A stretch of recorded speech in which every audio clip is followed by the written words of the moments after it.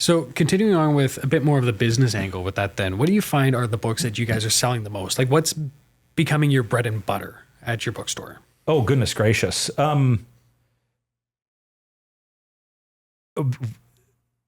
Really whatever the latest new author is. Yes.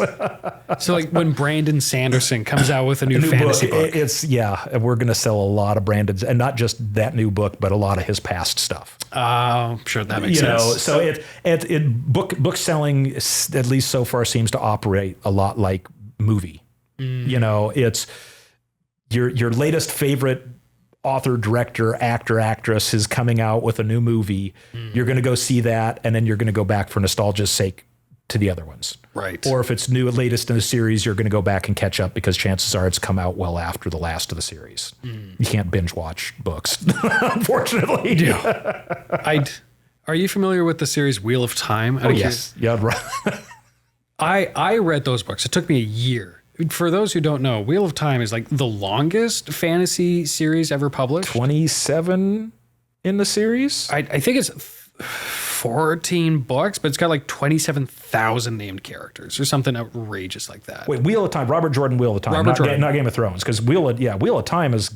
I think there's 27 books in the Wheel of Time series. Maybe if you include some of the extra books. Well, yeah, because I guess that he wrote a lot of things that became series that spawned off of the same. Oh. So like a character would leave the main storyline but still continue on. Oh, and then interesting. Pop in at later. I definitely didn't read any of those. Oh, you didn't? Okay. No, because the main 13 or 16 books, whatever, because Brandon Sanderson had to finish them off. They were... Yeah. I did not find them to my taste, but I finished it because I was a masochist. They're so long. Like, they're the biggest books ever. And I knew a fella that read all of them in like 3 months over the course of a summer. And I thought, that's outrageous. Why would you do that to yourself? That is the equivalent of like binge watching the longest Netflix series it's The Office, all 9 seasons every week for a month or for a summer. That's insane to me. Yeah. I respect the people who can read that much in volume because that's genuinely impressive. That's a real skill. Yeah. Well, but it's what people want. Yeah. It is what people want. I mean, it's Game of Thrones is again, one of I got through halfway through the second book. I just like this. I just don't have the time to keep track of everybody. I know, like you have to have like an index over here. Yeah, and it's the Tolkien did a great job of that, but he didn't. That was all included in the annotated bits surrounding the primary story, as opposed to, folding everything in all at once. But again, people can't get enough of Game of Thrones. Well, maybe they're kind of done with it now. I don't know. All the people that I know that are Game of Thrones fans, they just want more. I mean, and that's the one thing we're seeing. I've noticed with across all media, that franchise concept. Yeah, it's just content. It's just you love the universe and you want to see more things. I mean, it's where you love the universe more than the actual story. And it's one of the things that I really am glad that Tolkien's family never did. Yeah, because they have the ability to just let Middle Earth go and let people add to it, and people would do it ad nauseum. But it's like Star Wars is sort of get watered down. I mean, it's the one thing that don't get me started on that. Don't even get me started. But it's Star Trek. I mean, it's that franchise piece now in which it almost doesn't matter how good the story is as long as it's told in that universe. Yeah, there seemed to have been a time where, and I think like Lord of the Rings still has a lot of this, where it's that prestige to the name. Yes. And part of that kind of was, for better or for worse, from the lack of all that there was. It's like there was only 3 Lord of the Rings movies and 3 real Lord of the Rings books for the longest time. Right. And then they had like some extra books that were all good, but they were for the hardcore fans.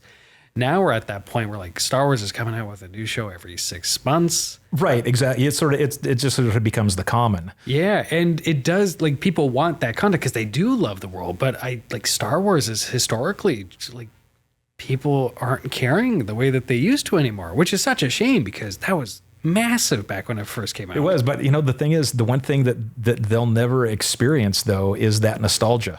Yeah.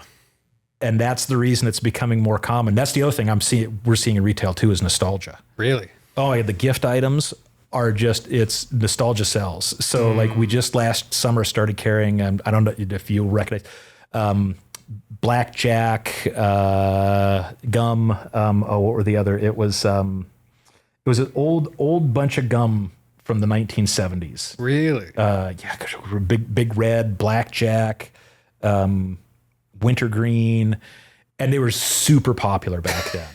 And then they like died out in the late 90s because people started, I don't know whether it's people started getting dentures and they couldn't chew gum anymore. They just stopped chewing gum because they didn't like it. But your childhood favorites you weren't doing anymore. But now someone brought them back. Someone brought them back, and so we've got this. Our display of old gums that people will come in, and people who are my age or older will go, oh, I remember that gum, and they'll buy it. Just because they want to know if their youth still tastes the same. Right. And like that's always going to have a certain amount of selling power. Exactly. Yeah. And that's the thing. And that's where you take a look at some of that piece that we're talking about with nostalgia being a driver for franchises, in that for us, it's nostalgia. I mean, the one thing I will always remember about Star Wars are the first 3 movie screenings of Star Wars and going and sitting at those and being so excited. I mean, as opposed to, hey, there's a new Andor coming out, and Andor was a really good show, and I'm looking forward to season 2, but I am not looking forward to it the same way I was looking towards Empire that Strikes Back. No, I remember, because like I grew up in that time where I was just flooded with Star Wars stuff, because the prequels were just coming out and kids had everything that they ever wanted. And then I still remember I remember the day I proposed. I remember my marriage. I remember the birth of my child. I remember the day Disney bought Lucasfilm, because I knew that day I was going to get another Star Wars movie.